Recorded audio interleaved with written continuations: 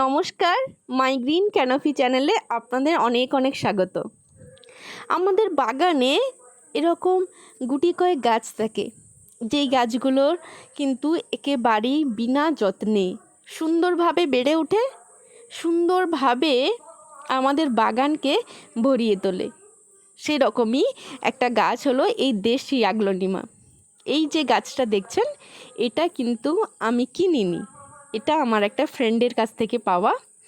গাছটিকে সারা বছর আমি শুধু দেখেছি, কিন্তু কোনো রকমভাবে ফার্টিলাইজার দেওয়া বা এক্সট্রা কেয়ার করা সেটা কিন্তু করিনি, কারণ সেটা করতেই হয় না। এই গাছটি এমনিই এত সুন্দর বেড়ে ওঠে। গাছটি সম্পর্কে যতটুকু জানি ততটুকুই আজ আপনাদের সাথে শেয়ার করব। প্রথমত, গাছটি সম্পর্কে যেটা বলবো, গাছটিকে কখনোই আমি ইনডোরে রাখিনি।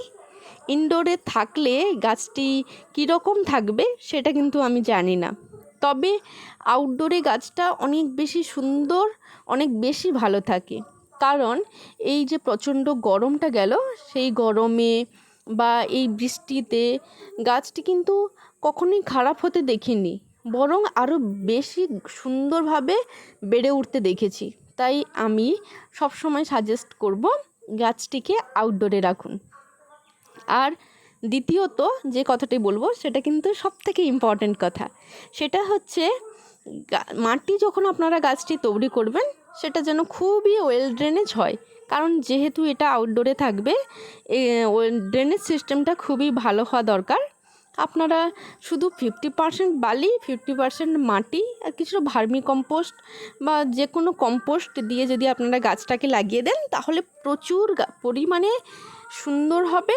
আর অসংখ্য বেবি প্ল্যান্ট কিন্তু গাছটার হয়, খুবই তাড়াতাড়ি প্রচুর বেবি প্ল্যান্ট হয়। আমি এরকম করে আপনারা কয়েকটা টব তৈরি করে ফেলতে পারবেন। আর সেরকমভাবে কিছুই বলার নেই। আপনাদের যদি ভিডিওটা ভালো লাগে তাহলে লাইক করবেন, কমেন্ট করবেন, বন্ধুদের সাথে শেয়ার করবেন, আর ভালো লাগলে সাবস্ক্রাইবও করে দেবেন।